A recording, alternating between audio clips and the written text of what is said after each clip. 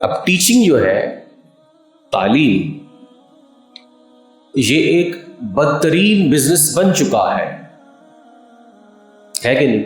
Education industry ملک پاکستان کی بدترین industry میں شامل ہے۔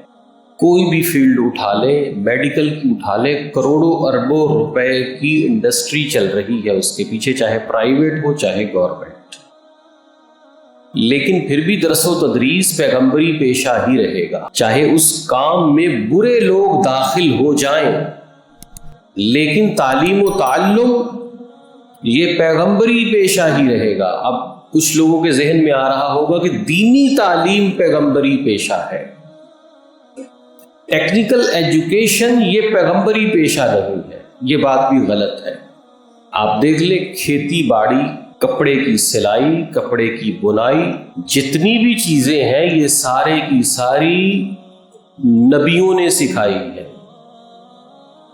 لوہے کا کام نبیوں نے سکھایا ہے، کھیتی باڑی اور درزی کا کام نبیوں نے سکھایا۔ حضرت ادریس علیہ السلام کو پڑھ لیجئے، حضرت داؤد علیہ السلام کو پڑھ لیجئے، ٹھیک ہے؟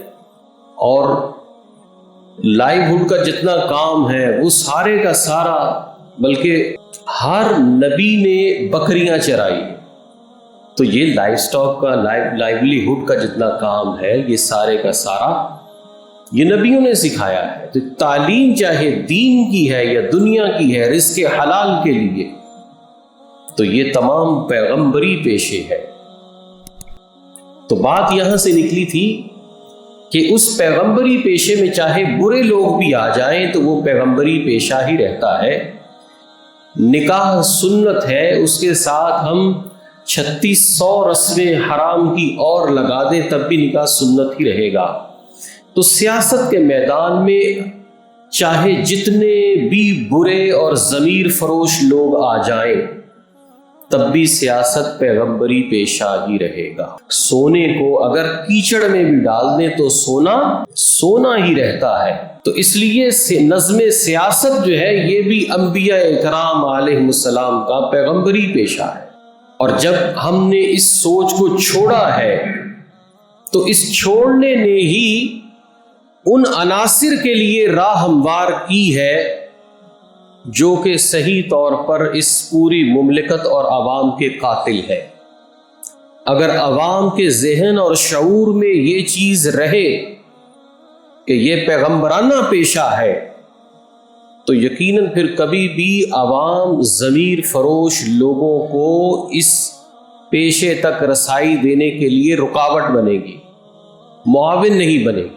ہماری 85% عوام جو کرپٹ عناصر کی سپورٹر اور ووٹر ہے، اس کی بنیادی وجہ یہ ہے کہ دماغوں سے یہ درس نکال دیا گیا کہ سیاست انبیاء کا کام تھا اور سیاست گرسائے انبیاء کا کام ہے۔ ہمارے ذہن میں کیا ڈالا گیا؟ مولوی کا کیا کام سیاست سے؟ یعنی جس کے پیچھے آپ نماز پڑھتے ہیں وہ آپ کے نظم زندگی سے پرے ہٹا رہے، باہر رہے۔ جس کے حضور آپ آتے ہیں، اللہ کے حضور حاضر ہوتے ہیں، جس کی اقتدا میں آپ اپنی آخرت سنوارنے کی بات کرتے ہیں، اس کی اقتدا میں دنیا سنوارنے سے بھاگتے ہیں۔ سوچنے کی بات ہے یہ۔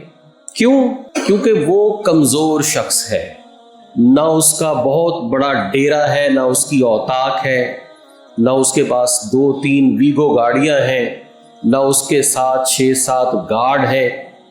تو ہم کمزور کے کبھی بھی معاون نہیں بنتے۔